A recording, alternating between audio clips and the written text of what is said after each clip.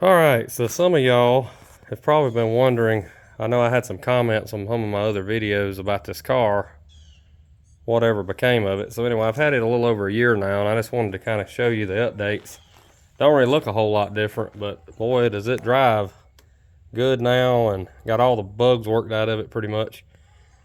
The last hoorah I had with it a few weeks ago, I had a faulty oil sender. It was puking oil everywhere.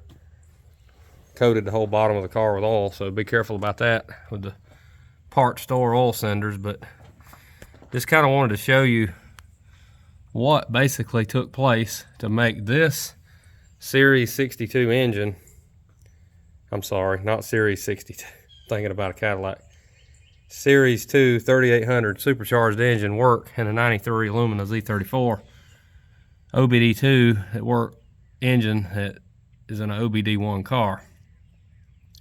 And basically had to move a lot of wires around and make them work to the main bulkhead connector. Everything seems to work and function as it should. The tachometer is not accurate. The speedometer is pretty close, not perfect, but all the other gauges work fine. Fuel, oil, all that stuff.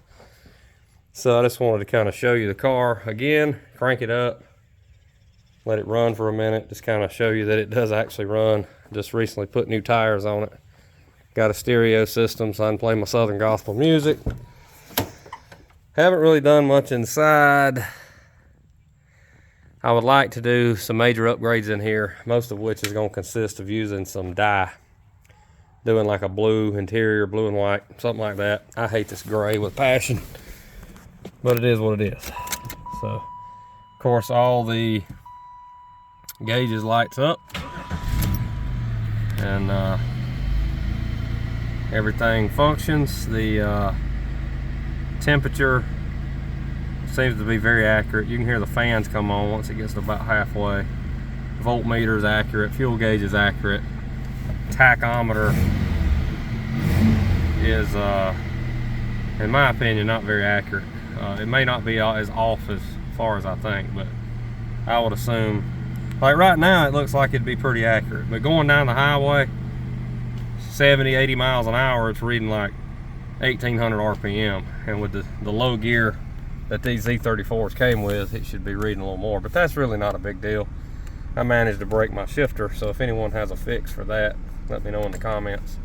Having to use this screwdriver to pull it in gear, because I managed to be a clumsy and break that tab off.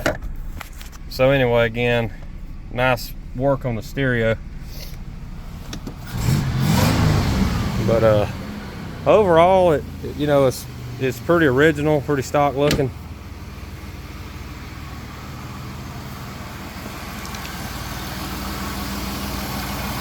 There it is running. Yeah, and everything seems to do well. You've got a lot of room under the hood to work on these cars now with that engine. Too bad they didn't have that in the early 90s. It would have saved a lot of these from going to the junkyard for that 3400 dual overhead cam, because that thing is just a pistol to work on. But still got the original exhaust, so you wouldn't really know what's hiding under the hood. It's fun to drive. It's got a lot of power.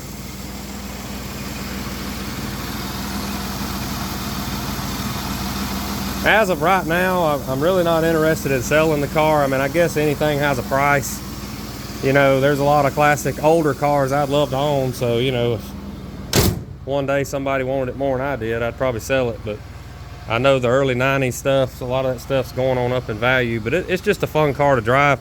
It would be irreplaceable. I mean, you couldn't go find another one like this. So I'm not really big on selling it.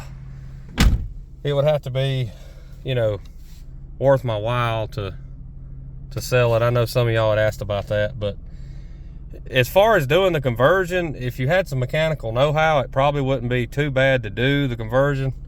Again, all the power locks and windows and all that stuff functions.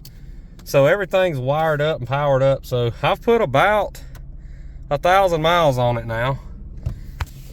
Probably 400 or 500 miles in the last month or two.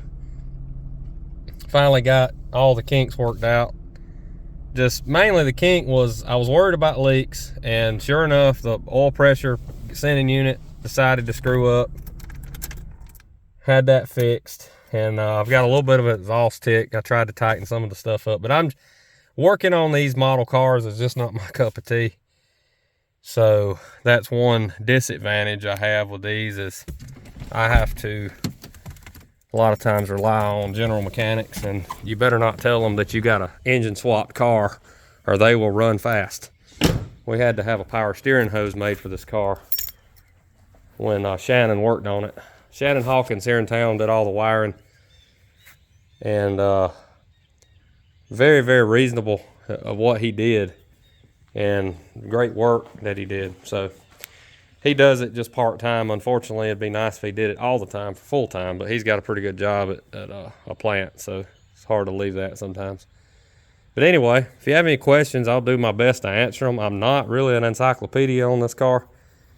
I don't know a whole lot about front-wheel drive cars. I don't know a whole lot about computerized cars or any of that stuff.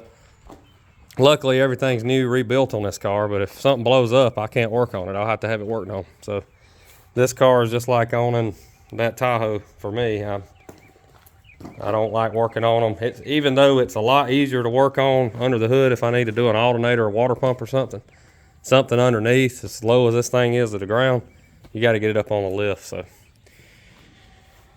but overall, it's a solid rust-free car and fun to drive, and that's about it. Just wanted to give an update on this car, and appreciate you watching, and we'll see y'all next time.